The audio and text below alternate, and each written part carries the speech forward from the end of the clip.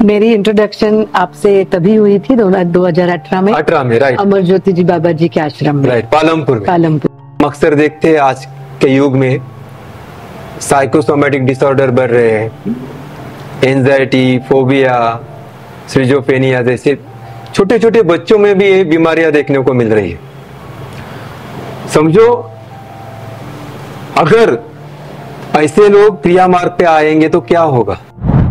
जब हम क्रिया प्रैक्टिस करते, मैं मेरे खुद के एक्सपीरियंस से आपको ये पूछ रही हूँ, आपके थॉट प्रोसेस चेंज हो जाता है। जब श्वासों पे नियंत्रण आ जाता है तो धीरे धीरे आपके कर्म बदलने लगते हैं। 1861 में इस क्रिया योग को पुनर्जीवन दिया था लहरी महाशय जी को। जब यह सबको पता है, रानीखेत में बुलाया गया था और उनको क्रिया योग को जन कल्याण के लिए वापस पुनर्जीवन करने के लिए आदेश मिला था। लेकिन ये क्रिया योग अभी का नहीं है, ध्यान में रखिए, ये अनंत काल से है। क्या हो रहा था? क्रिया योग का गलत इस्तेमाल हो रहा था, जो अघोरीपन से जुड़े हुए तांत्रिक है उनके माध्यम से। क्या एज होती है एक्चुअल क्रिया योग में ये राह पे आने की? आपका आज्ञा चक्र का बिंदु देखकर आपको शक्तिपात प्रोसेस में कितनी ऊर्जा ट्रांसफर करनी है ये गुरु डिसाइड करता है। मुझे याद है जब मेरी दीक्षा हुई थी आपसे, हम पहला ही अपना क्रिया योग का सेशन था तभी, और बहुत गिने चुने 6-7 लोग थे हम लोग तभी, और हर एक को वो प्रोसेस के बाद अलग अलग एक्सपीरियंस आया था। ये क्रिया योग शुरू करने का पीछे का जो हिस्ट्री है वो बताना चाहूंगा। आई थिंक महाअवतार जी का और मेरा जो कनेक्शन है 1997 से है। जैसे एक बड़ा मैग्नेट मेरे रूम में इंटर हुआ है और पूरा रूम व्यक्त किया है। अकेला था, एकांत में था, और उस टाइम मैंने पहला जो लिफ्ट होता है बॉडी जमीन के ऊपर आने का जो एक्सपीरियंस मैंने पहली बार उधर लिया था। पहली बार जो हिमालय के योगियों के बारे में मैंने सुना था, आज तक वो एक्सपीरियंस किया। अगर आपको जीवन में आनंद और शांति पानी है तो क्रिया योग जैसा दूसरा और मार्ग नहीं है। ओम क्रिया बाबा जी नमः। ओम आनंद। नमस्कार, मैं मेधा मांजरेकर इस आध्यात्मिक पॉडकास्ट में आप सबका स्वागत करती हूँ। ये सिर्फ एक पॉडकास्ट या बातचीत नहीं है, ये हमारे अंदर की जर्नी की शुरुआत है। मेरी आध्यात्मिक जर्नी की शुरुआत हो गई ऑटोबायोग्राफी ऑफ योगी इस बुक से। उसमें क्रिया योग के बारे में मैंने बहुत कुछ पढ़ा और बस क्यूरियोसिटी जग गई और जानना चाहती थी और बस इस खोज में मुझे मेरे गुरु मिले, हिमालयन क्रिया योगी अभिजीत नाथ दादा।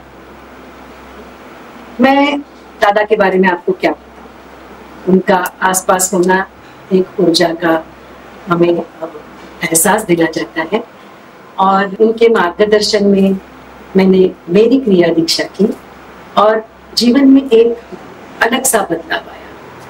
मेरी जीवन की तरफ देखने की जो दृष्टि थी वो बहुत बदल गई। अपने अंदर की ऊर्जा महसूस करना या अपने हर एक श्वास के बारे में जागरूक रहना, ऐसी अनेक चीजें मैंने उनसे सीखी है। और मैंने देखा है कि उनके साधना से, उनके मार्गदर्शन में कई लोगों के जीवन में परिवर्तन आया है। मैं आपको मेरे गुरु अभिजीत नाथ दादा को इंट्रोड्यूस करना चाहूंगी। अभिजीत नाथ दादा, नमस्कार दादा। नमस्कार। आपका इस आध्यात्मिक पॉडकास्ट में बहुत बहुत स्वागत। धन्यवाद दादा। मैं जानना चाहती हूँ कि परमहंस योगानंद जी ने जिसे अध्यात्म में विमान मार्ग कहा था, यस, वो क्रिया योग के बारे में आप अपने दर्शकों को प्लीज बताएंगे कि क्रिया योग है क्या? आध्यात्मिक जर्नी में हमने अक्सर सुना है कि भक्ति मार्ग, कर्म मार्ग और ज्ञान मार्ग के बारे में। भक्ति मार्ग जो है वो भाव से जुड़ा हुआ है, कर्म मार्ग जो है शरीर से जुड़ा हुआ है, ज्ञान मार्ग आपके बुद्धि से जुड़ा हुआ है, लेकिन क्रिया योग जो है ये आपकी ऊर्जा से जुड़ा हुआ है, चेतना से जुड़ा हुआ है। जो हम 24/7 जो सांसें अंदर ले रहे हैं और बाहर छोड़ रहे हैं, उसी सांसों के माध्यम से हम क्रिया योग से जुड़ जाते हैं। और क्रिया योग में क्या होता है, जनरली हम अक्सर देखते हैं कि मनुष्य पर मिनट 18 से 20 सांसें ले रहा है। क्रिया योग की प्रैक्टिस में हम उन जो सांस की जो गति है उस गति को आहिस्ता आहिस्ता पर मिनट में 1 तक लेकर आते हैं। वो परिवर्तन मैंने खुद में देखा है, तो मैंने वो एक्सपीरियंस किया है दादा। क्योंकि जब भी सांस गति कम होती है तो क्या होगा, आपका जो थॉट प्रोसेस है वो स्लो हो जाते हैं। मन में जो विचार आते हैं, समझो हम 24 आवर्स में 70 से 80 हजार थॉट अपने मन में आते हैं और उसमें से 90% थॉट तो नेगेटिव है। बराबर है। और जब भी हम क्रिया योग से जुड़ जाते हैं तो समझो 1 मिनट में आप 1 सांस ले रहे हो तो 1 घंटे में 60 ब्रीदिंग, 60 सांसें। तो देखो कितना उस सांसों को आप कम कर रहे हो। और सनातन शास्त्र में बोला गया है कि मनुष्य जब जन्म लेता है तो अपनी सांस गति साथ में लेकर आता है। प्रभु बोलते हैं ये तेरा सांस की गति है, इस जन्म में तुझे इतने सांसें लेने हैं। Number of breaths are counted ऐसे। लेकिन अगर हम क्रिया योग दिन में 2 बार कर रहे हैं, 24 आवर्स में 2 बार, मतलब 1-1 घंटे का अगर प्रोसेस पकड़ेंगे हम, तो देखो कितना आप उस सांस गति को कम कर रहे हो। और जैसे जैसे हम क्रिया योग की प्रैक्टिस निरंतर करते जाते हैं तो 24/7 वो आपकी आदत हो जाती है। हम अक्सर देखते हैं आज के युग में साइकोसोमेटिक डिसऑर्डर बढ़ रहे हैं, एंजाइटी, फोबिया, सिजोफ्रेनिया जैसे छोटे छोटे बच्चों में भी ये बीमारियां देखने को मिल रही है। समझो अगर ऐसे लोग क्रिया मार्ग पे आएंगे तो क्या होगा, एक तो मन स्थिर हो जाएगा, मन स्थिर होगा तो उनकी सांस गति कम हो जाएगी, क्योंकि जब भी हमको गुस्सा आता है या एंजाइटी बढ़ती है तो सांस गति फास्ट हो जाती है। अगर उस सांस गति को हम स्लो करने में कामयाब होते हैं तो आपका मन भी स्थिर होता है और मन के विचार भी स्थिर हो जाते हैं। अगर आपको जीवन में आनंद और शांति पानी है तो क्रिया योग जैसा दूसरा और मार्ग नहीं है। भक्ति योग आम आदमी के लिए ठीक है क्योंकि सहज है। भक्ति योग में आप पूजा कर सकते हो, पारायण कर सकते हो, उपवास कर सकते हो, नाम जप कर सकते हो, बहुत सारे अलग अलग चेष्टाएं आप कर सकते हो। वैसे ही कर्म योग में आप जो भी रोल कर रहे हो सांसारिक जीवन में, उस रोल को प्रभु तेरी मर्जी समझ कर अगर आप कर रहे हो तो वो कर्म योग हो जाता है। लेकिन वो कर्म करते करते अगर आपके मन में अहंकार है कि मैंने किया, मैं ही कर सकता हूँ, तो कर्म योग नहीं है। तो कर्म योग डिफिकल्ट है। ज्ञान योग में क्या होता है, बुद्धि से जुड़ा हुआ है। लेकिन अगर आप शास्त्रों का अध्ययन कर रहे हो, बड़े बड़े ग्रंथ का अध्ययन कर रहे हो और सब जगह जाकर बोल रहे हो कि मुझे ये आ रहा है, मुझे वो आ रहा है, यही सच है, आप जो बोल रहे हो झूठ है, तो वहां पर भी अहंकार आया। तो जहां अहंकार आता है वहां पर ज्ञान योग भी काम नहीं आता। लेकिन क्रिया योग तो आपके साथ है क्योंकि सांसें साथ में है। अगर समझो सांस आना बंद हो गया तो क्या होगा, डॉक्टर आकर सर्टिफिकेट दे देगा, डेड बॉडी। तो जो आपके साथ है अगर उसी से हम जुड़ जाते हैं तो विमान मार्ग बन जाता है। क्योंकि जो योगानंद जी ने बोला है, जैसे आपने अभी बोला, जो योगी कथामृत में उन्होंने दिया है कि 3 साल अगर आप निरंतर दिन में 2 बार क्रिया योग की प्रैक्टिस करते हो तो आपके 10 लाख जन्म का जो कार्मिक है वो खाली हो जाता है उसका। क्योंकि जब भी हम मनुष्य जन्म लेते हैं तो हम संचित में से कुछ प्रारब्ध लेकर आ रहे हैं। आप हमारे दर्शकों को थोड़ा संचित कर्म के बारे में बताएंगे। 84 लाख योनि से ट्रैवल करते करते हम मनुष्य जन्म में आए हैं। मनुष्य जन्म हमको मिला है, लेकिन जितने हम लाखों जन्म में चेष्टाएं किए हैं, चाहे अच्छे हो या बुरे हो, वो सारे आपके मनोमय कोश और ज्ञानमय कोश में स्टोर है। जैसे कंप्यूटर में हम हार्ड डिस्क में स्टोर करके रखते हैं, वैसे सेम अलग अलग धर्म के हिसाब से शरीर जब भी मृत्यु होता है तभी किसी धर्म में जलाया जाता है, किसी धर्म में गाड़ा जाता है, अलग अलग धर्म का रिवाज है। लेकिन क्या जलाया जाता है, क्या गाड़ा जाता है? आपका नमय कोश। नमय कोश। खाली भौतिक शरीर ही नष्ट होता है, बाकी जो 4 कोश है, मतलब प्राणमय कोश, मनोमय कोश, विज्ञानमय कोश और आनंदमय कोश, वो आपके साथ ट्रैवल कर रहे हैं। बराबर। और जो भी उन कोशों में आपने जो भी चेष्टा इतने लाखों जन्म में की है, वो स्टोर है संचित स्वरूप में। और जब भी हम जन्म लेते हैं तो प्रभु बोलता है ये संचित में से ये प्रारब्ध ले लो, तो तुझे जाकर इस प्रारब्ध को जीना है। लेकिन हम अगर क्रियायोग से जुड़ते हैं तो क्या होता है? क्योंकि मनुष्य जन्म धारण करने के बाद बचपन से जब भी हम जैसे जैसे बड़े हो जाते हैं तो हम क्रियामान कर्म भी इकट्ठे करते रहते हैं, प्रारब्ध भी है, क्रियामान भी है, तो प्लस प्लस होता जाता है। लेकिन क्रियायोग आपका जो प्रारब्ध है वो भी माइनस करता है, क्रियामान कर्म भी माइनस करता है, और जो संचित में से जो भी आपका इकट्ठा है वो भी खाली होना शुरू होता है। क्योंकि जैसे ही आपका प्रारब्ध खाली होगा, प्रभु बोलेगा तू इसमें से भी ये ले लो, उसको भी फ्लश आउट कर दो, या उसको भी आप इसी जन्म में खाली कर दो। क्योंकि क्रिया योग में क्या होता है, समझो हम 1 मिनट में एक ही सांस ले रहे हैं, तो हम 15 से 18 सांसें, मतलब 15 से 16 सांसों को हम बचा रहे हैं। मतलब हम 15 से 16 मृत्यु 1 मिनट में देख रहे हैं। तो इसके लिए योगानंद बोलते हैं कि ये विमान मार्ग है, बाकी सारे जो मार्ग है बैलगाड़ी जैसे है, स्लो है। कर्म के बारे में बात कर रहे हैं, जो संचित कर्म है, पूर्व कर्म है। जब हम क्रिया प्रैक्टिस करते हैं, मैं मेरे खुद के एक्सपीरियंस से आपको ये पूछ रही हूँ, आपके थॉट प्रोसेस चेंज हो जाता है। जब श्वासों पे नियंत्रण आ जाता है तो धीरे धीरे आपके कर्म बदलने लगते हैं, ये मुझे लगता है। अभी हम लोग ऐसे बोल रहे हैं तो इन्हें एक बेसिक फूड होता है, खाना होता है, अपने खाने में भी फर्क आ जाता है। और ये कोई ऐसे छोड़ना नहीं होता है, आपने कभी हमें सिखाया नहीं कि आप छोड़ दो करके कुछ भी, ये ऑटोमेटिक हो जाता है। तो ये सब कैसे होता है क्रिया से? एक तो आपका सांस से कम हो जाते हैं तो अवेयरनेस बढ़ जाता है, आपको पता है कि ऊर्जा का इम्पोर्टेंट क्या है। जैसे जैसे क्रिया योग में हम आगे बढ़ते हैं तो हम उस ऊर्जा से प्रभावित होकर उसको हम अंतर प्रवास के लिए इस्तेमाल करना शुरू कर देते हैं।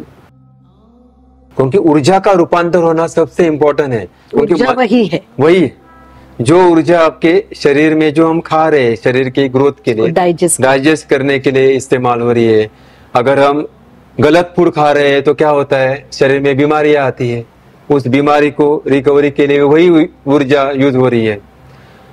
अगर वही ऊर्जा हम समझो तम आहार है या रज आहार है, ये आहार लेने से क्या होता है, आपका जो साइकोलॉजिकल पैटर्न जो है वो चेंज होता है। आप में वो उस फूड का जो गुण है वो आपके अंदर आ जाता है। क्योंकि हम जिस खाने को ले रहे हैं उसी खाने से आपका रस धातु बन रहा है, और रस धातु से ही आपके आगे के धातु बनेंगे।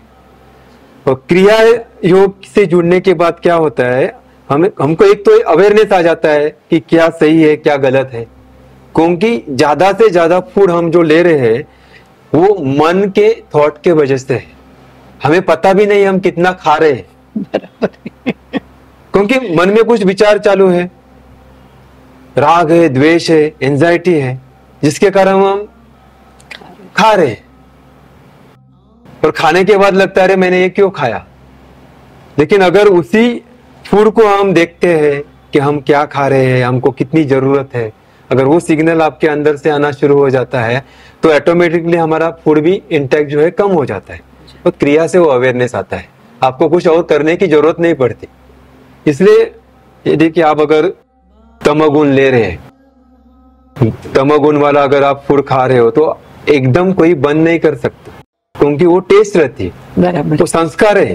पर इसी जन्म के संस्कार नहीं है, कई जन्म के संस्कार आपके मनोमय कोश में है। जैसे जैसे वो संस्कार ऊपर आ जाते हैं वैसे वैसे डिमांड आ जाता है मन का। इसलिए हमें लगता है अरे मुझे ये खाना है, मुझे वो खाना है। लेकिन अगर आपका अवेयरनेस अच्छा है तो आप ऑटोमेटिकली उस फूड से डिटैचमेंट है वो ऑटोमेटिकली आना शुरू हो जाती। क्रिया योग में विजुअलाइजेशन का इंपॉर्टेंस कितना है? क्योंकि श्वास और विजुअलाइजेशन, इसका कॉम्बिनेशन, यानी क्रिया योग में हम क्या करते हैं, क्रिया योग में एक तो हम सांसों के साथ, अलग अलग मुद्राओं के साथ, अलग अलग बद्ध के साथ उस क्रिया योग का पैटर्न जो है, वैसे तो 1400 अलग अलग क्रिया है जो महावतार जी ने 1861 में इस क्रिया योग को पुनर्जीवन दिया था। लहरी महाशय जी को जब यह सबको पता है रानीखेत में बुलाया गया था और उनको क्रिया योग को जन कल्याण के लिए वापस पुनर्जीवन करने के लिए आदेश मिला था। लेकिन ये क्रिया योग अभी का नहीं है, ध्यान में रखिए, ये अनंत काल से है। क्या हो रहा था, क्रिया योग का गलत इस्तेमाल हो रहा था जो अघोरीपन से जुड़े हुए तांत्रिक है उनके माध्यम से। बराबर। उस जमाने में मेडिकल साइंस इतना जागरूक नहीं था जैसे अभी है, तो वो समय पे लोग कुछ बीमारी आ जाती है तो तंत्र विद्या से जुड़े हुए लोगों के पास जाते थे ताकि बीमारी ठीक हो जाए। और तंत्र से जुड़े हुए 90% जो अघोरीपन के जो साधक थे उसका गलत इस्तेमाल करते थे। क्योंकि क्रिया योग में क्या होता है, क्रिया योग में जैसे जैसे ऊर्जा, ये मूलाधार से सहस्त्रार की जर्नी है, ध्यान में रखें। क्रिया योग चालू होता है आपके प्राणमय कोश से। अन्नमय कोश खाली और खाली माध्यम है, क्योंकि चक्र हमारे प्राणमय कोश में है और मूलाधार से सहस्त्रार की जर्नी क्रिया योग की है। जैसे जैसे वो ऊर्जा मूलाधार से एक एक चक्र का भेदन करते हुए ऊपर आना शुरू हो जाती है तो हर एक चक्र के साथ जुड़े हुए अनेक शक्तियां हैं जिसे हम सिद्धि बोलते हैं। वो सिद्धि प्राप्ति हो जाती है जिसके कारण आपको लगता है कि चमत्कार शुरू हो गए जीवन में। और अघोरीपन तो जो था, जो तंत्र से जुड़ा हुआ था, वो इसका गलत इस्तेमाल करना शुरू किया था। इसलिए इस विद्या को प्रभु ने लुप्त किया था।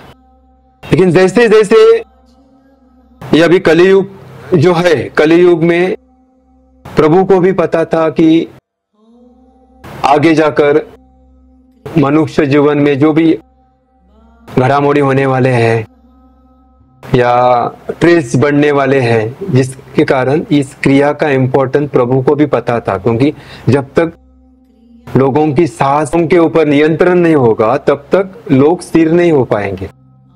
इसलिए इस क्रिया योग को जन कल्याण के लिए वापस पेश किया गया था।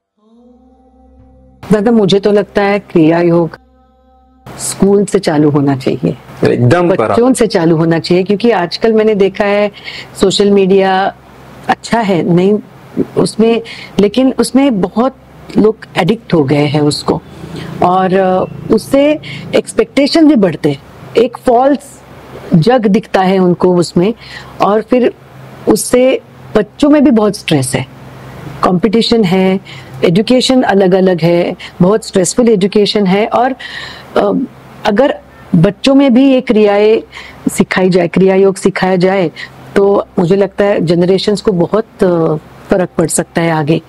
क्रिया योग जो है ना, क्रिया योग के लिए पहले पतंजलि ने जो यम नियम, आसन, प्राणायाम, प्रत्याहार, धारणा, ध्यान, समाधि, ये जो अलग अलग योग मार्ग बताए थे उसके ऊपर ध्यान देना जरूरी है। बच्चों को हम अगर क्रिया योग सिखाने की कोशिश करेंगे तो एक तो उनकी स्पिरिचुअल जर्नी के लिए अच्छा ही है, लेकिन अभी वो उसको रिसीव करने में सक्षम नहीं है। क्योंकि तो क्रिया योग, क्या एज होती है एक्चुअल क्रिया योग में ये राह पे आने की? क्रिया योग में आने की एक्चुअली एज फैक्टर जो है कुछ है नहीं, लेकिन ये आम लोगों के लिए नहीं है। अगर साधक परिपक्व है, समझो वो 2 साल का बच्चा रहेगा तो भी उसको क्रिया योग सीखने का हक है। वो अपने पिछले जन्म से शायद लेकर आता है, पूरा जर्नी लेकर जाता है। लेकिन आम लोगों को क्यों नहीं है? क्योंकि क्रिया योग में हम ऊर्जा को मूलाधार से ऊपर लिफ्ट करते हैं। गुरुत्वाकर्षण, गुरु की बहुत आवश्यकता होती है। गुरुत्वाकर्षण क्या बोलता है? कोई भी चीज ऊपर फेंको नीचे आएगी। इसमें हम नीचे से ऊपर लेकर जा रहे हैं। समझो अगर उस व्यक्ति का या उस बच्चे का चक्रों में ब्लॉकेजेस रहेंगे, स्थिरता नहीं रहेगी, उसका आहार विहार ठीक से नहीं रहेगा, तो उसकी चक्र डिस्टर्ब हो जाएगी। फायदा होने से उसको तोटा ज्यादा होगा।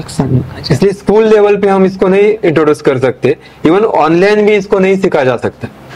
1-to-1 है, आपका आज्ञा चक्र का बिंदु देखकर आपको शक्तिपात प्रोसेस में कितनी ऊर्जा ट्रांसफर करनी है ये गुरु डिसाइड करता है। मुझे याद है जब मेरी दीक्षा हुई थी आपसे, हम पहला ही अपना क्रिया योग का सेशन था तभी, और बहुत गिने चुने 6-7 लोग थे हम लोग तभी, और हर एक को वो प्रोसेस के बाद अलग अलग एक्सपीरियंस आया था, और बहुत अलग अलग पाथ वॉक ऑफ इससे लोग आए थे।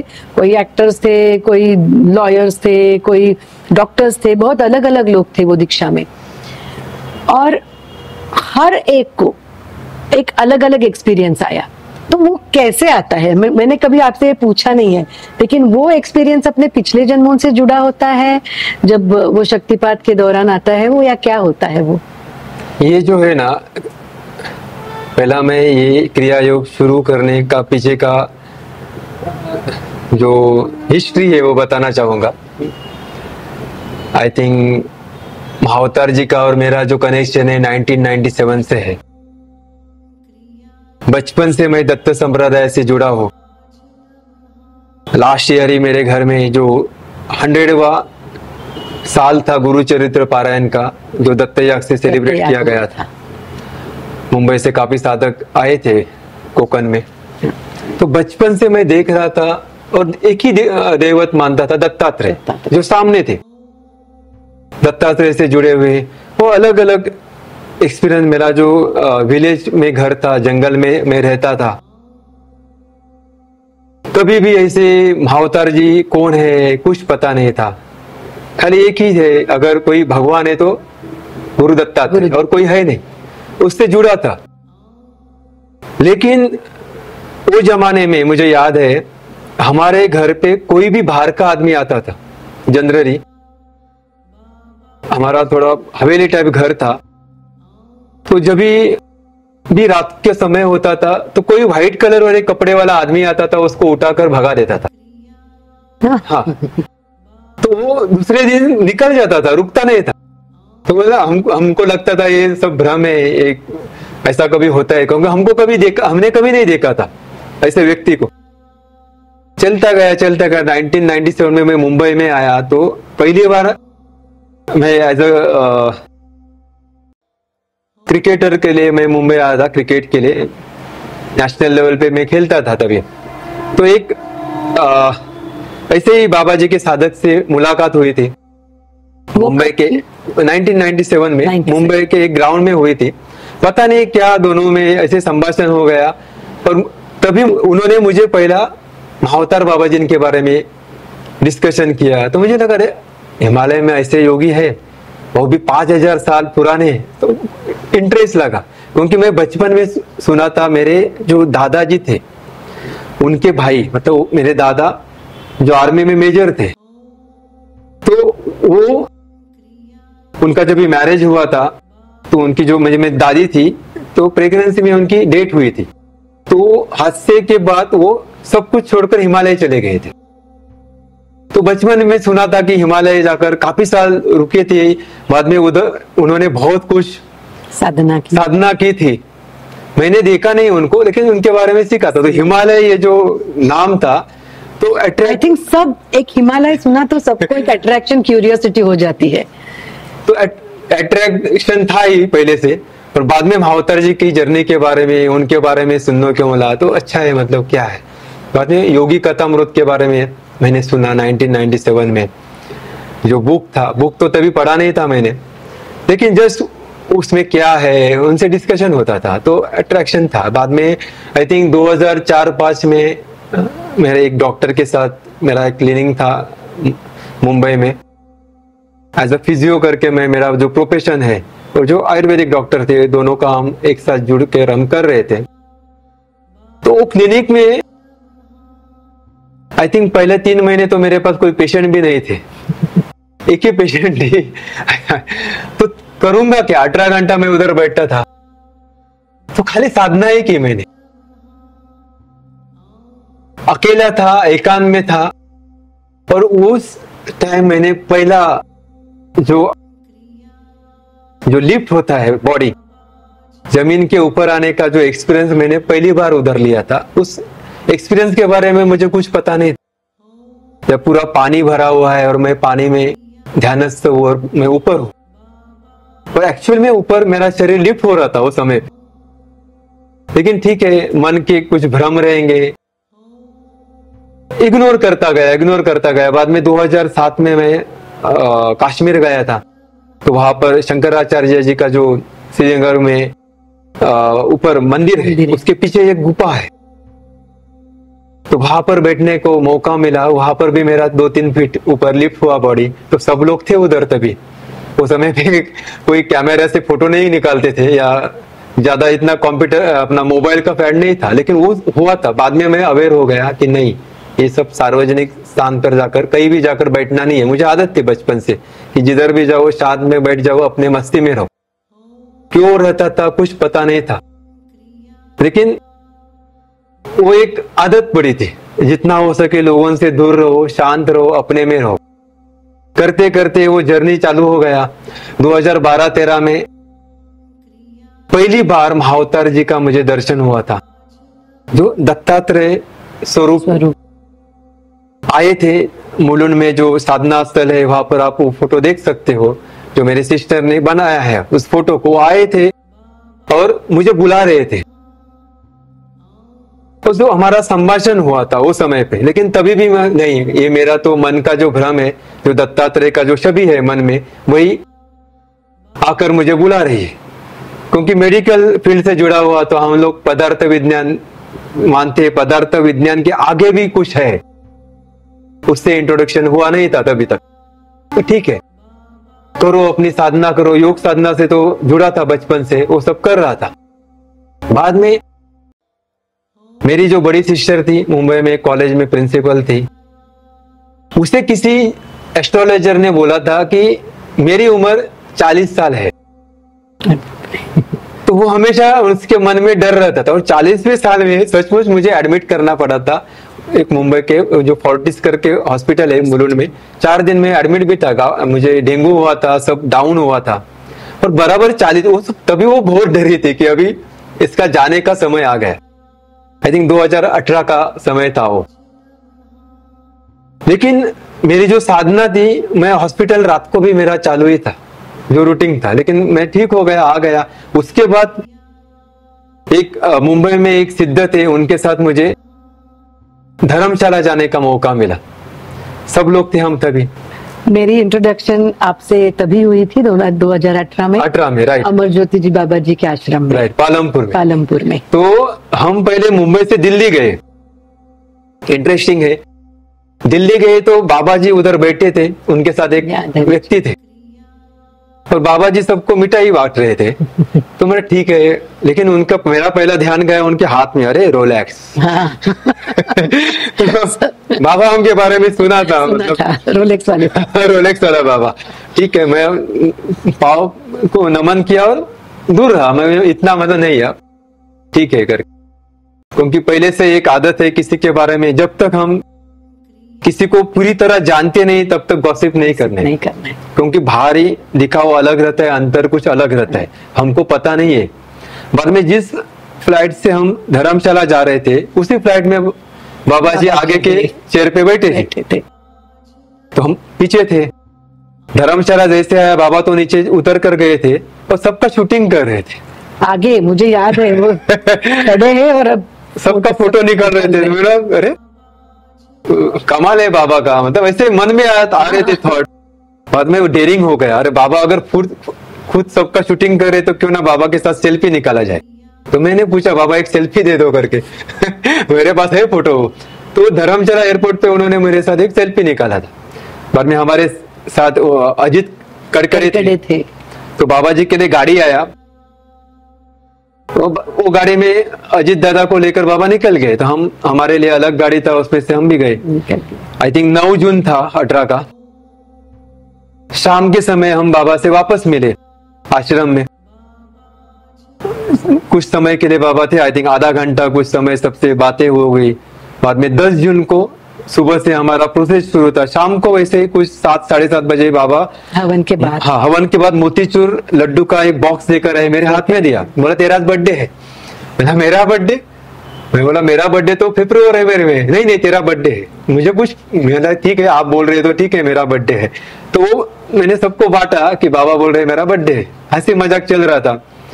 11 तारीख को हम सुबह सुबह 5 बजे पराशर लेक जा रहे थे और बाबा जी 11 तारीख को कैलाश मानसरोवर के लिए जा रहे थे। वो निकलने वाले थे तभी। तो हमको बाय करने के लिए सुबह 5 बजे आए थे वहां पर। उस समय का मुझे अभी भी सीन याद है। बाबा ने सबको मिला, बाय किया और मुझे लास्ट में बुला कर लिया और मेरे सहस्त्रार पे उन्होंने पापी लिया पर किस किया। और मैं ऐसा कुछ हो गया था, मुझे पता नहीं क्या हुआ था, लेकिन कुछ अलग हुआ था उस समय पे। मुझे अभी भी वो याद है, वो जो क्षण है अभी भी याद है कि ऐसे रोंगटे खड़े हो जाते, ऐसे कुछ हुआ था ना। ठीक है, लेकिन कोई प्रॉब्लम। बाद में हम एक जगह पर पहाड़ी पे गए थे, पूरा हमारा जो ग्रुप था वो ग्रुप वहां पर गया था, आप भी थे तभी। तो वहां पर जो गुफा थी, वहां पर आई थिंक एक योगी ने 180 इयर्स साधना की थी वो गुफा में, वहां पर हम गए थे। तो वहां पर मेरी तंद्री लग गई, मुझे याद है वो। आई थिंक 3 घंटे का रहेगा वो प्रोसेस, मुझे कुछ पता नहीं। ये लोग सब थे, मैं वो गुफा में था, देख रहे थे, वो बोल रहे थे पापा ये कुछ अलग ही है। और वो उस प्रोसेस में मेरे साथ बाबा बैठे हुए थे। जैसे मैं, मतलब बाबा तो कैलाश के लिए रवाना हो गए थे, लेकिन मेरे सामने बाबा और हमारा संभाषण शुरू था, बहुत संभाषण था। और वो जो मुझे याद है वो क्षण जो था वो जबरदस्त था, कुछ अलग ही था वो सब। जैसे जैसे मैं उस प्रोसेस से बाहर आया, वो समाधि अवस्था थी। बाहर आने के बाद मैंने सबको बोला कि मेरा बॉडी पूरा ऐसा शिवरिंग हो रहा था, बोलने को नहीं हो रहा था। तो मैं बोला कि ऐसा ऐसा है, लेकिन बाबा तो बोलते रहे ये सब मेरा मन का भ्रम है, क्योंकि मेरी माँ बचपन से बोलती है ये सब भ्रम है, इसमें अटकना नहीं, जादू विदो ऐसा कुछ होता नहीं, प्रैक्टिकल लाइफ जो और अच्छा कर्म करो, ये हमने सीखा है। तो ये सब भ्रम में नहीं अटकना है, ऐसा कुछ होता नहीं। तो वो संस्कार थे बचपन से। और वो 10 तारीख को हम वापस 9:30-10 बजे वापस आश्रम आ गए। और 11 तारीख को रात को 12:09 पे मुझे याद है मेरे फोन के ऊपर एक फोन आता है। मुझे लगा मेरे किसी पेशेंट ने मुझे फोन किया रात को। मैं सोच रहा था कि अरे इतने लेट किधर कौन फोन कर रहा था। रात को 12:09 पे सामने बाबा थे। बाबा बोलते ओम आनंद ओम। अभी भी तूने आज जो देखा वो सही था। मैं अक्षरशः वो समय पे पता नहीं क्या हुआ, लेकिन पहली बार जो हिमालय के योगियों के बारे में मैंने सुना था आज तक, वो एक्सपीरियंस किया। जब तक कोई चीज एक्सपीरियंस नहीं करते तब तक इस पे विश्वास नहीं होता। राइट। और मुझे लगा कभी सुबह होता है सबको बोलता हूँ। मुझे याद है आपने मुझे बोलना भी था सच। और उसके बाद 14 तारीख को, आई थिंक 14 तारीख को वापस मैं उसी रूम में रात को 2:15 हुआ था। मैं बैठा था बेड पे, मेरे साथ और एक साधक थे, एक रूम में 2 थे, सुरेश ज्यादा करके थे, वो तो सोए थे। और मैं बैठा था तो मेरा रूम मैग्नेटिक फील्ड की से पूरा भर गया था, पूरा जैसे एक बड़ा मैग्नेट मेरे रूम में एंटर हुआ है और पूरा रूम व्यक्त किया है, क्योंकि बालकनी का जो दरवाजा था ओपन था, मैं मन ही मन मेरा नाम जब चालू था, दत्तात्रेय से जुड़ा कर मेरी जो साधना थी वो चालू था। लेकिन जैसा जैसा बहुत कुछ होने लगा मेरे मन में, यहाँ भूत तो नहीं आया मतलब क्योंकि कोकण से हूँ, कोकण में भूत प्रेत की जो, जैसे बंगाल की तरफ कोकण में भूत प्रेत के बहुत किस्से बहुत है तो बचपन से सुने थे, अरे भूत तो नहीं आया यहाँ पर। और जैसे आंख खुदा तो झोंक जाती है दरवाजा से, जोर से झुक करके गए। लेकिन नेक्स्ट डे मेरा अलग था, मुझे कुछ अलग डायमेंशन के लोग दिखने लगे जो मैंने, आपने बोला, बाबा ने बोला था तभी कि आपका बर्थडे है। हाँ, बर्थडे है और मेरे पिछले जन्म के बारे में मुझे पता होना लगा। लेकिन ये सब डिस्कस जो है मैं कर नहीं सकता था, क्योंकि कैसे है, हम जब तक हा सूर्य हा जयेंद्र, क्योंकि हवा में गोली चला कर क्या मिलेगा, तो ठीक है छोड़ दो करते करते करते करते बाद में मैं मुंबई में मेरा जो सांसारिक जीवन में था उसमें वापस लौट आया। वापस मेरा जो रेगुलर सांसारिक चेष्टा है वो शुरू हो गई, काम जो भी है। ऐसे ही कुछ 2-3 साल चले गए। मेरी जो बड़ी सिस्टर थी वो बीमार थी, उसको हॉस्पिटल में रखा था, उसको कैंसर हुआ था। आई थिंक कोरोना का शुरुआती काल था वो।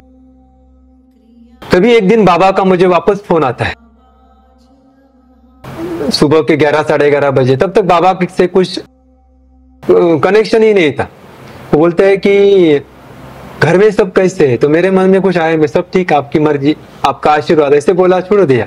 मन में बाद में अरे मेरी सिस्टर के बारे में बोलना चाहिए था, ठीक है जो भी है उसके लिए जो जर्नी है वो हो जाएगा। लेकिन उसकी मृत्यु हो जाती है। लेकिन उसके बाद कोरोना डिटेक्ट होने के बाद वो कोरोना का भी साल निकल गया और 2021 आ गया। 2021 में अगस्त का महीना था। मेरे फोन पे बार बार बाबा के फोन आ रहे थे, मिस कॉल थे काफी। मैं ट्रैवल कर रहा था, देखा नहीं था, साइलेंस पे फोन था। अरे बाबा क्यों फोन कर रहे हैं? तो बाद में मैंने फोन किया तो बोला कि मैं अलीबाग में आया हूँ, तू मिलने के लिए आजा, एक दिन के लिए आया हूँ। तो मैं अलीबाग चला गया, वहां पर गया। वहां पर जाने के बाद जो भी जर्नी है आपका, हाँ, आप कैसे अलीबाग पहुंचे? हाँ, डॉक्टर अनिल मुझे पीछे पड़े। मैं तो जाना नहीं था, मैं तो क्या जाकर क्या करूंगा, उधर तो बाबा है तो काफी लोग रहेंगे, खाली होकर क्यों जाना है। तो डॉक्टर अनिल मेरे पीछे पड़ा, नहीं जाएंगे, बाबा को मिलेंगे जाके, बुलाया तो कुछ रहेगा। तो हम ऐसे लास्ट मोमेंट में डिसाइड हो गया और हम जो बोट से निकल गए। टिकट मिला तो मेरा देखते बोट में जैसे इंटर हुआ, बाबा को वापस फोन आया और बोला तुझे एक नंबर भेजा है, वो लोग भी उसी बोट पे है, तो वो तुझे लेकर आएंगे। मतलब ठीक है, तो नंबर किया तो उसी बोट में वो साधक थे, तो उनके साथ हम उनके गाड़ी में बैठकर बाबा की तरफ पहुंच गए। उधर जाने के बाद काफी भीड़ थी, उसमें से डॉक्टर जो था मेरे साथ, उनसे पहचान के लोग थे।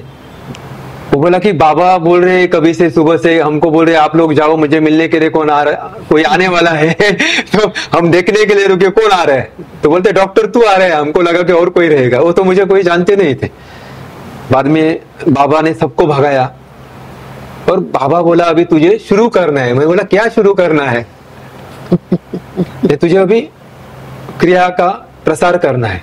मतलब मुझे कुछ नहीं आता, वैसे ही बोला, मुझे बाबा कुछ नहीं आता, मुझे, मैं क्या सिखाऊंगा? नहीं तुझे करना है। तो बोला ठीक है जो भी है करके। तो बाद में बोला बाबा मुझे रिटर्न जाने के लिए टिकट नहीं, अभी तो मिला नहीं है वो बोट से, अभी मुझे कैसे जाऊं? तो तुरंत और कोई एक साधक आई थी, वो आते समय वो बोट से गाड़ी लेकर आई थी, जाते समय उसको भी टिकट नहीं मिला था।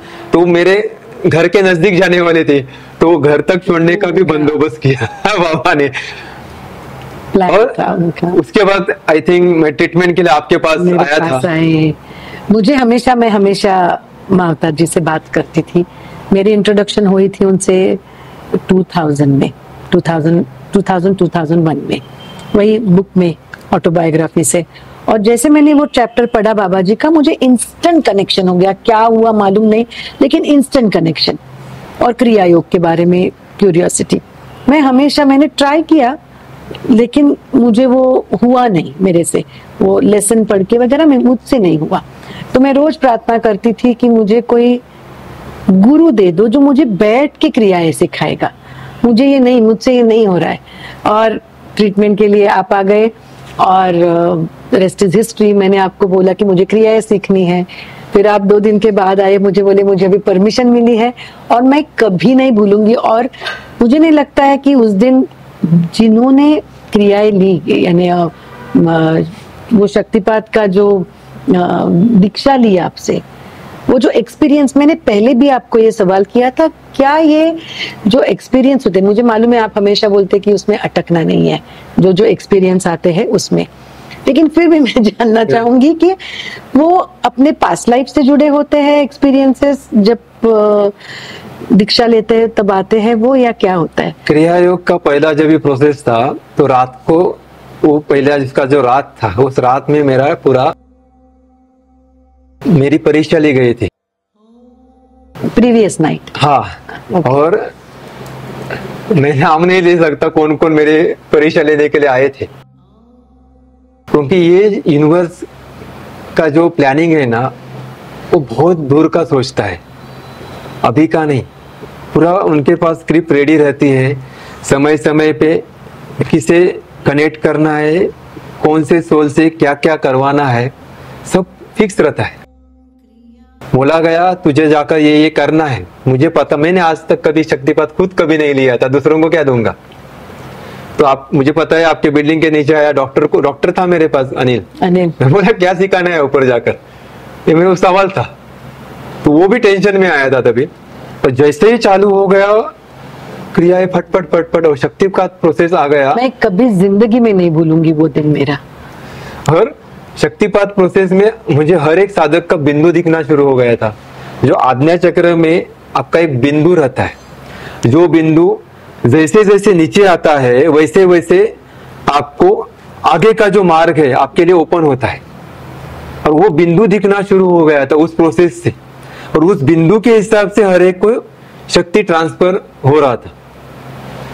वो भी मेरा एजुकेशन वही चालू हुआ था, मुझे पहले कुछ नहीं पता था, क्योंकि मेडिकल फील्ड से जुड़ा हुआ हूँ, ये सब कैसे मानूंगा, लेकिन वो सब, और वो हो रहा था, और वो एक्सपीरियंस भी मैं कर रहा था, कोई रो रहा था, कोई हंस रहे थे, और सब ट्रांस में थे, मुझे पूरा याद है वो। तो बाद में आपके पास होने के बाद वो बैक टू बैक 33-34 प्रोसेस हो गए अभी क्रिया दीक्षा के। हर क्रिया दीक्षा में अलग अलग एक्सपीरियंस, अलग अलग साधक।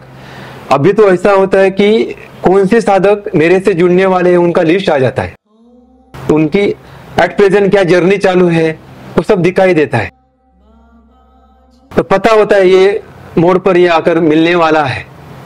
अब बोलते हैं अभी इसको तुझे आगे लेकर जाना है, इसको आगे लेकर जाना है, कौन सा साधक आने के बाद उसे क्या काम देना है वो भी फिक्स है। अभी जो कलयुग की शुरुआत हाँ, हुई है, हो रही है, उसमें क्रिया योग का योगदान कैसे रहेगा? हाँ, बहुत अच्छा सवाल है ये। जैसे जैसे क्रिया दीक्षा के प्रोसेस बढ़ने लगे, जो साधक जुड़ रहे थे उन साधक से साथ निगेटिव ऊर्जा भी आना शुरू हो गई थी। मतलब पैरेलल वर्ल्ड है पिशाच्य योग, जो आगे जाने के लिए माध्यम ढूंढ रहे हैं। और जैसे हम देखते हैं अगर उपजाऊ जमीन मिलेगी तो उसमें अगर अनाज डाला जाए तो वो फल फूल जाता है।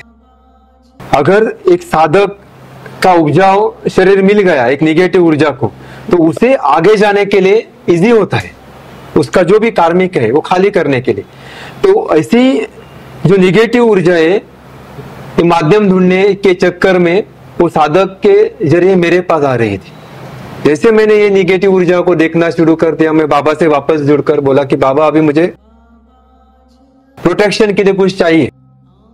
ठीक है, आप है गुरु दत्तात्रेय है जो बचपन से जिनके सहारे, जिनके भक्ति में मैं बड़ा हुआ हूं, लेकिन मुझे कोई ऐसा भौतिक शरीर जीवन में जो जुड़ा हुआ कोई योगी दीजिए जो मुझे इस तंत्र के बारे में सिखा सके और निगेटिव ऊर्जा को जो फाइट करना है उसके लिए तैयार करे।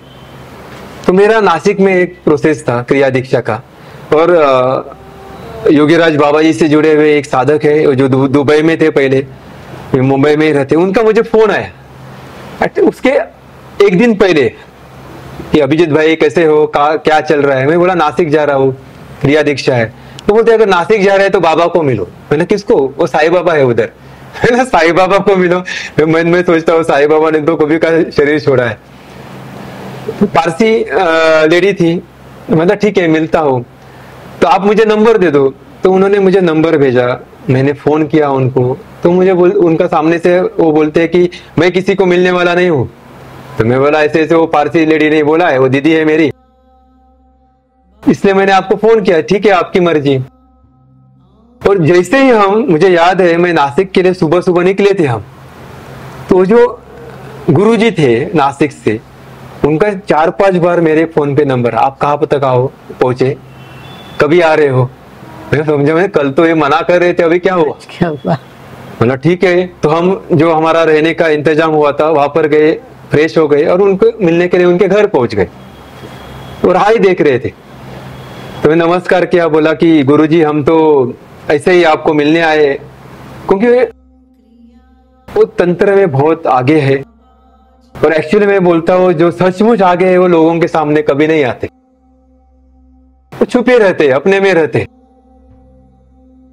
बहुत सारे लोग उनसे जुड़े हुए थे। पहले तो बोलते हैं कि 200-300 रोज के लोग आते थे, लेकिन कोरोना के बाद उन्होंने भी सब बंद किया था, तो बहुत सारे कार्मिक लेना पड़ा था। तो वो बोला कि तेरे गुरुजी ने मुझे रात को सोने नहीं दिया। मतलब ये क्या बात है। तो मतलब अच्छा, तो मुझे अभी याद आया कि हाँ, मुझे जो तंत्र का जो मार्ग है उसके लिए बाबा ने ये मुझे गुरुजी दिया हुआ है, जो मुझे यहाँ से अभी मेरा एजुकेशन कंटिन्यू करना है। उसके बाद वहां से मेरा ट्रेनिंग शुरू हो गया। रात की अलग अलग साधनाएं दी गई, बार बार मुझे जाना पड़ रहा था, और सूक्ष्म जगत से जुड़े हुए ऊर्जाओं के साथ कैसा डील किया जाता है वो मुझे सिखाया गया। ये जो साधना है 20 साल की है, लंबी साधना है। उसके पहले मेरा 7 साल, 18 से अभी 25, मतलब 7 साल और 20 साल, 27 साल की साधना ये चल रही है। 20 साल के बाद पता नहीं आगे क्या रोल होगा, लेकिन ये जर्नी शुरू हो गई है। बहुत सारे एक्सपीरियंस आ रहे हैं, मेरे पिछले जन्म के बहुत सारे जो पर्दे थे वो उठाए जा रहे हैं। अनेक जन्म मेरे सामने आ रहे हैं, अनेक जन्म में मेरी जो साधना हुई थी वो सामने आ रही है। उसके जुड़े हुए जो प्रोसेस है, वो अभी मैं जो प्रोसेस मेरे से जो करवा रहे हैं बाबा, वो सब एक एक करके इंक्लूड हो रहे हैं। तंत्र, मंत्र और यंत्र और क्रिया योग, ये क्या है? तंत्र क्या है, पहले एक ध्यान में रखो कि तंत्र के बारे में वेस्टर्न लोगों ने इसका गैर समझ करके उसको अलग मिसअंडरस्टूड है वो। हाँ, पूरा है तंत्र, ब्लैक मैजिक, उसको हाँ, यानी इट्स अ पार्ट ऑफ तंत्र, बट ये तंत्र यानी जो नहीं है। हाँ, तंत्र विद्या के पहले आचार्य गुरु दत्तात्रेय है। भगवान दत्तात्रेय जी ने तंत्र को आगे लाया। आदियोगी भगवान शिव के शिष्य दत्तात्रेय, दत्तात्रेय जी के शिष्य मचिंद्रनाथ, नाथ संप्रदाय पूरा नाम है। मचिंद्रनाथ के शिष्य जालंधरनाथ, उनकी आगे के सारे शिष्य मचिंद्रनाथ के शिष्य गुरु गोरक्षनाथ, उनके शिष्य। ये पूरा पिरामिड है, ध्यान में रखें। पूरा पिरामिड की तरफ वो तंत्र को आगे आगे लेकर गया। लेकिन जैसे जैसे काल आगे बढ़ा तो कुछ जो तंत्र से जुड़े हुए जो साधक थे, जो अघोरी पंथ से जुड़े थे, वो लोगों ने कुछ लालच के लिए, कुछ गैर समझ से इस विद्या को अलग ढंग से पेश करना शुरू कर दिया। जैसे तंत्र में सबसे इंपॉर्टेंट है पंचमकार साधना। पंचमकार क्या है? मध्य, मास, मत्स्य, मुद्रा और मैथुन, ये 5 है पंचमकार। मध्य मतलब दारू पीना शुरू किया, बाद में मांस मतलब मांस खाना शुरू किया, मत्स्य मच्छी खाना शुरू किया, बाद में जो मुद्रा थी, उसके बाद मैथुन थी, मैथुन है, वो सब मतलब अपने हिसाब से उसका अर्थ लेकर ये जो अघोरी पंथ है, मैं सारे अघोरी पंथ ऐसे नहीं है, ध्यान में रखिए, अघोरी पंथ में भी बहुत सारे अच्छे साधक भी है, लेकिन उसमें ज्यादा जो है वो लोग उन्होंने उसका गैर समझ करके उसका अलग ढंग से साधना चालू की। एक्चुअल में क्या है, जो मध्य साधना है, मध्य मतलब क्या है, जब भी हम उस ऊर्जा को मूलाधार से विशुद्धि चक्र तक लेकर आते हैं, और तंत्र में खेचरी मुद्रा होती है, जो टंग को उल्टा करके अंदर की तरफ चिपकाया जाता है, खींचा जाता है खेचरी मुद्रा में, और जब भी वो ऊर्जा विशुद्धि में आती है और विशुद्धि से जब भी ऊपर की तरफ जाती है, तो ब्रेन में जो केमिकल है वो केमिकल उस ऊर्जा में मिक्स होकर अमृत बनता है, और वो अमृत जो टपकता है वो अमृत खेचरी लगाकर हम उसे होल्ड करते हैं, और वो अमृत को परिवर्तित करते हुए हम मोक्ष की तरफ बढ़ते हैं। वो मध्य साधना है। देखिए, मध्य मतलब दारू नहीं है। बाद में मांस क्या है, टंग, खेचरी लगाना मांस साधना है, क्योंकि खेचरी टंग का हम, इसमें कोई हड्डी नहीं है, खाली मांस का गोला है, तो मांस है।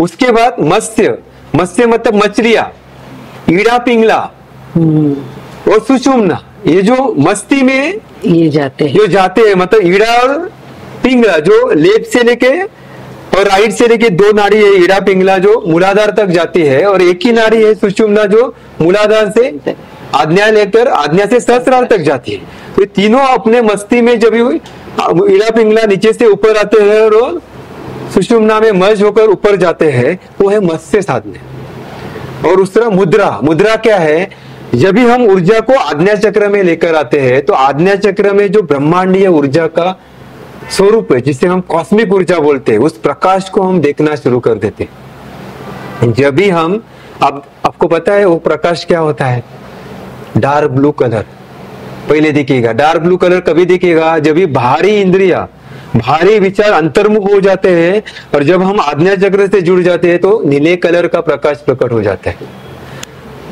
जब भी हम अंदर आकर उस ऊर्जा को पूरी तरह से आज्ञा चक्र पर लाकर उस कॉस्मिक ऊर्जा को कॉन्सेंट्रेट करते हैं, एकत्रित करते हैं, तब उस ब्लू कलर में गोल्डन प्रकाश मर्ज होता है, और गोल्डन कलर का उसमें ओरा दिखना शुरू हो जाता है, और उसके अंदर एक स्टार दिखना शुरू हो जाता है जो व्हाइट कलर का रहता है, जो प्रभु का दरवाजा है, जो दरवाजा सहस्रार के लिए खुलता है। तो वो मुद्रा साधना है। और बाद में मैथुन, जब भी वो मैथुन मतलब सेक्स नहीं है, मैथुन मतलब जब भी हम उस कॉस्मिक ऊर्जा में मर्ज होकर शिव को शक्ति के तरफ, उस शिव को शक्ति से मिलाकर, जब मूलाधार से शक्ति जब भी शिव की तरफ आती है, जो आज्ञा चक्र में बैठा हुआ है, और दोनों मर्ज होकर जब भी सहस्रार तक चले जाते हैं, जहाँ पर साक्षात परमात्मा है, जो सुप्रीम पावर है, उस समय जो आनंद आता है, वो आनंद मतलब मैथुन है। तो ये जो अगरोपंथ में मिसइंटरप्रेट हो गया, हाँ वो हो गया, तो कोई गलत साधना नहीं है, वो भी जरूरी है। तो तंत्र बहुत इंपॉर्टेंट है, क्योंकि तंत्र से हम एक एक चक्र का भेदन करते हैं। विद्या साधना है, यस राइट, वो भी तंत्र ही है। श्री विद्या में हम देवी की ऊर्जा को है, एग्जैक्टली वो हम अपने अंदर लेते हैं, उस ऊर्जा को हम सहस्रार तक लेकर जाते हैं और मर्ज हो जाते हैं। श्री विद्या साधना वो भी क्रिया योग बाबा जी का ही है वो भी। हाँ, तो तंत्र जरूरी है। जब तक तंत्र हम नहीं करेंगे तब तक हम अपने चक्रों को भेदन नहीं करेंगे, क्योंकि लाखों जन्म से अपने जो चक्र है सुप्त अवस्था में है, गंज पकड़ी हुई है। तो गंज साफ कैसे होगी? जब तक ऊर्जा को हम ऊपर की तरफ लेकर नहीं आएंगे तो वो गंज निकलेगी नहीं। तो तंत्र जरूरी है। तंत्र में हम अंतर कुंभक, बहिर् कुंभक और प्लावनिक कुंभक से जुड़ जाते हैं और उस ऊर्जा को ऊपर की तरफ लेकर आने में सक्षम हो जाते हैं। इसलिए तंत्र जरूरी है। मंत्र क्या करता है? मंत्र आपके मन को स्थिर करने का काम करता है। लेकिन मंत्र जो है, मंत्र एक हद तक ठीक है, वो सिद्धियों तक ठीक। हाँ, Am I right? मन या मंत्र भारी, आपको मन भौतिक शरीर से जुड़ा है, मंत्र अन्नमय कोश से जुड़ा है। सिर्फ अन्नमय कोश Yes. से जुड़ा है। अन्नमय कोश आपका विचार, मन और भावनाओं से जुड़ा हुआ है। मंत्र का चक्र के ऊपर कोई प्रभाव नहीं है? नहीं है, मंत्र खाली आपके अन्नमय कोश को स्थिर करने के लिए है। लेकिन अगर उसमें बीज है हम्म, फिर भी नहीं? जब तक हम मंत्र को तंत्र से नहीं जोड़ेंगे हाँ। तब तक मंत्र तो जहाँ आपके- बीज आए वहां तंत्र हाँ, आया। तंत्र आ गया, क्योंकि मंत्र को आपको तंत्र में मर्ज करना पड़ता है और तभी यंत्र काम करता है। यंत्र क्या है? हम यंत्र के ऊपर उस पर वो साधना होती है, परमेश्वर को स्थान देते हैं। देते हैं। और शुरुआत में तो हम बाहर स्थान दे रहे हैं, लेकिन बाद में उसी को हम अपने अंदर प्रकट करते हैं। प्रकट करते विजुअलाइजेशन, जैसे आपका प्रश्न सवाल था ना, था मेरा, विजुअलाइजेशन visualization। क्या काम करता है? तो वो यंत्र को हमको विजुअलाइजेशन करना है कि वो जो शक्तियां है, वो शक्तियां आपके एक एक चक्र में प्रकट हो रही है। और जो आपके चक्र प्राणमय कोश में है, और हर एक चक्र में वो प्रकट होते हुए एक एक चक्र का भेदन करते हुए वो ऊर्जा सहस्रार्थ की तरफ बढ़ रही है। इसलिए तंत्र, मंत्र, यंत्र को हम जब एक साथ लेकर जाते हैं तो हमारे लिए मोक्ष के द्वार खुल जाते हैं। और हमने शरीर के उदाहरण किया है सेल्फ रियलाइजेशन के लिए। हम जब मंत्र तंत्र से जुड़ते हैं और जब भी वो चैंटिंग जो होता है, क्या उसमें क्रिया होती है? 100%। जब भी हम मंत्र और तंत्र से जुड़ जाते हैं तो नेचुरली आपका कुंभक होता है। मैं वही जैसे मैंने बोला ना, अंतर कुंभक, बहिर् कुंभक और प्लाविनिक कुंभक। प्लाविनिक कुंभक मतलब स्टैच्यू, जहाँ है उस वहां पर सांसों को रोक दो। आप रोकते नहीं, रुक रुक जाता है। क्योंकि आप मन से डिस्कनेक्ट हो गए। ये कैसा है? अब मेडिकल साइंस में देखा जाए ना, beta, alpha, theta, delta, gamma, waves है ब्रेन के अलग अलग, बराबर है। बीटा में क्या होता है? बीटा में 1 मिनट में लगभग 40 से 45 थॉट चलते हैं बीटा में। जैसे अल्फा में, अब अल्फा वेव से अपना मन कनेक्ट हो जाता है तो वो जो थॉट है वो 30 तक आ जाते हैं। जैसे ही थीटा में चले जाते हैं तो 15 से 20 में आता है, डेल्टा में चले जाते हैं तो 10 में आता है, और गामा स्टेज में 5 के अंदर आ जाता है। मतलब देखो, आपका जैसे ही मन के थॉट कम हो जाएंगे, सांस स्थिर हो जाती है। तो गामा वेव सबसे इंपॉर्टेंट है।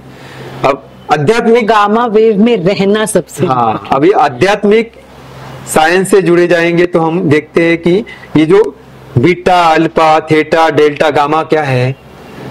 जागृत अवस्था, स्वप्न अवस्था, सुषुप्ति अवस्था, तुरिया अवस्था और तुरियातीत अवस्था। जागृत अवस्था में हम एक दूसरे से बात कर रहे हैं। स्वप्न हमने देखा है, कभी हम सो जाते हैं तो सपने में हम कुछ देखते हैं, सपना। जैसे हम सपना खुल जाता है, अरे ये तो सपना था, जाग जाते हैं तो हमें पता चलता है अरे ये तो सपना था। सुषुप्ति अवस्था क्या है? हमने देखे घर में कोई बच्चे रहेंगे तो शाम के टाइम सो जाते हैं, उनको इतनी गहरी नींद लग जाती है, उठने के बाद बड़े बोलते हैं अरे चलो जल्दी करो, सुबह हो गई, स्कूल जाने का समय आ गया। तो उसे लगता है अरे आज सचमुच सुबह हो गया। तो वो जो गहरी नींद है वो सुषुप्ति अवस्था है, मतलब थीटा वेव से। उसके बाद तुरिया अवस्था क्या है? तुरिया अवस्था में हम जैसे सविकल्प समाधि, निर्विकल्प समाधि, मतलब सविकल्प समाधि में हम विचारों को देख रहे हैं, भावनाओं को देख रहे हैं, हम अवेयर है।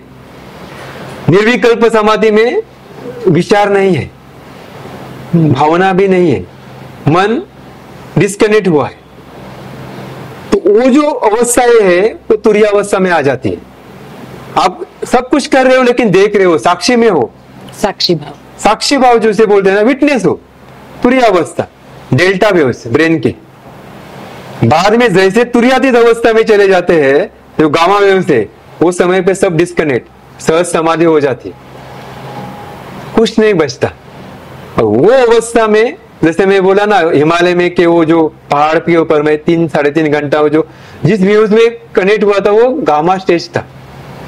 तभी मुझे पता नहीं था, लेकिन जैसे जैसे मेरी ये जो जर्नी आगे बढ़ने लगी तो वो क्यों था, वो वहां पर मुझे क्या एजुकेशन दिया गया और मेरे अंदर कौन कौन से बीज डाले गए, और जो पिछले जन्म में मेरे अंदर के जो साधना के जो बीज थे उसको पोषण दिया गया।